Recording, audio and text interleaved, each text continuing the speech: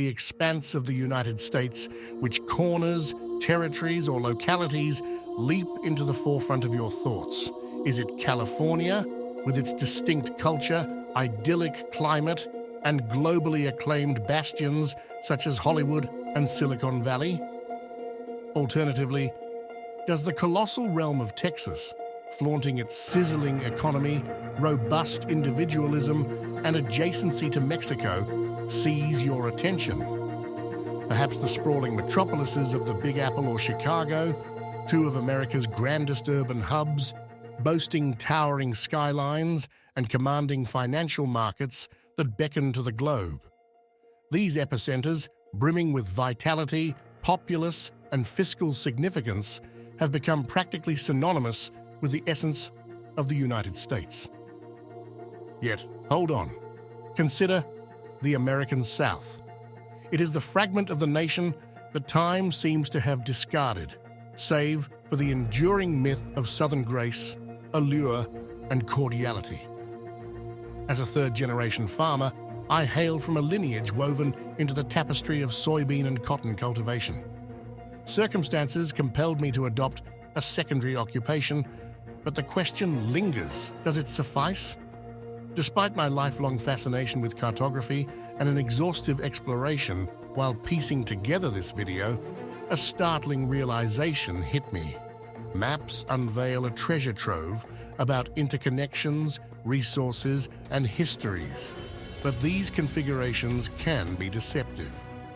Maps convey context, but their representations are not always self-evident, for geographically akin regions may belie vast disparities. Should you glance at a map depicting the southern United States, you might observe that states such as Florida and Texas dovetail seamlessly. However, probe deeper, and their histories and contexts diverge. They share as much resonance with locales like New Mexico and California as they do with Mississippi. This quirk underscores the challenge of precisely defining the South. Wikipedia even extends the South's reach to Delaware and Maryland.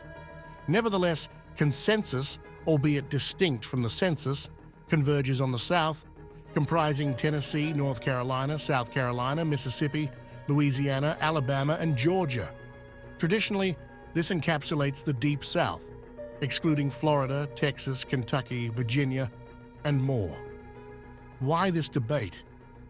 Well, because, in the eyes of most Americans, the South isn't just a geographical entity, it's a realm entrenched in time, as much an era as a geographical span.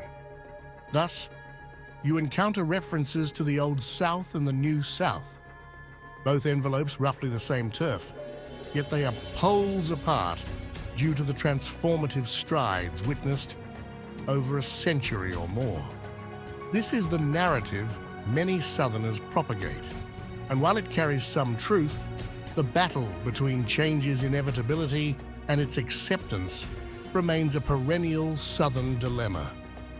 Travel back to yesteryears, when the southern United States was already a habitat for the Mississippian people, predating the arrival of European settlers in the 15th century. Spain, France, and England were the inaugural foreign powers to stake a claim and establish roots in what we now know as the southern United States. Their imprints persist, most prominently in places like Louisiana, where French culture still flourishes, epitomized by the vibrancy of New Orleans. This southern tract has been a crucible for America's tumultuous history. It was a theater for the Revolutionary War's Southern Campaign in 1775, an epicenter during the War of 1812's Southern Theater, and a focal point of the Civil War. This historical account scarcely touches the surface, omitting the profound scars left by slavery, the Jim Crow era, and the Civil Rights Movement, all marking a region's fabric, while exposing the very underpinnings of a nation founded on liberty and justice. Amid these upheavals, the first and second Great Migrations saw over 11 million African Americans flee to northern territories due to the tormenting, inequitable, and often brutal conditions prevailing in the southern core. But the contemporary South? What imagery does it conjure? Is it the region's unspoiled landscapes, agrarian lifestyle, and distinct gastronomic culture? Or is it a space delineated by isolation and traditional mores? It's unlikely to evoke images of sprawling urban landscapes, economic prospects, or urbanization endeavors. Yet, we must delve into this enigma, understanding the factors shaping this peculiarity. Permit me to clarify, the southern United States intersects with the Sun Belt region, currently the fastest-growing American sector. Encompassing parts of every southern state, this expansive region spans the panorama from Los Angeles to Charleston. It wields formidable economic might and remains the primary draw for American labor, families, and retirees seeking relocation. However, this association is more a reflection of the Sun Belt's immensity than an indicator of the South's potential. And therein lies the crux of the issue. The South grapples with protracted quandaries encompassing sluggish economies, pronounced pollution, dire health metrics, and limited advancements. This quagmire partly stems from the South's dearth of urbanization and the concomitant infrastructure requisite for urban growth. Notable cities like Atlanta, Nashville, Charlotte, New Orleans, Memphis, and Raleigh drive the southern metropolitan landscape, but none house even 1 million denizens within their city precincts. While Atlanta, Nashville, and Charlotte tout robust economies and escalating populations, there's more to the tale. If the South were merely the sum of these 3 cities and their accompanying metropolitan arenas, it would likely emerge as a flourishing powerhouse, enticing top-tier corporations and redefining the Southern narrative. But this version of the South would be a departure from the reality. The majority of the region is characterized by diminutive communities reliant on low-paying manufacturing ventures. The cost of living's modesty conceals an arduous quest for upward mobility.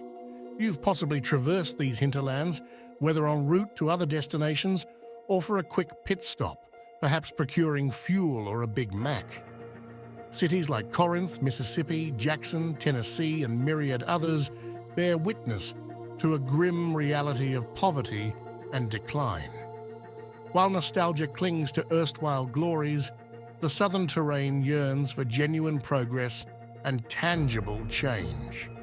Considering the states composing the southern United States, Tennessee, North Carolina, South Carolina, Mississippi, Louisiana, Alabama, and Georgia, their collective GDP in 2022 lagged 40% behind California's singular economic output.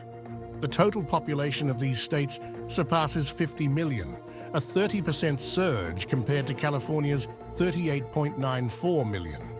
This is attributed to industries such as agriculture, oil, gas, construction, and manufacturing. It's not that these sectors lack middle-class employment opportunities, but rather the overall deficiency of modern career niches. The Northeast boasts a financial and business services core featuring Wall Street, D.C., and the Ivy League.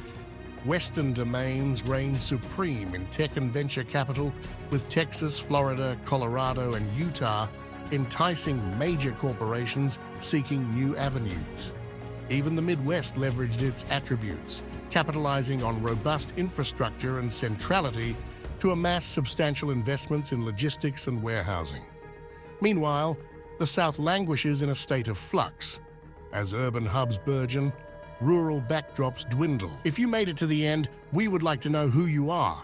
Tell us what you think of our videos. We are always looking for improvements. Thanks a lot.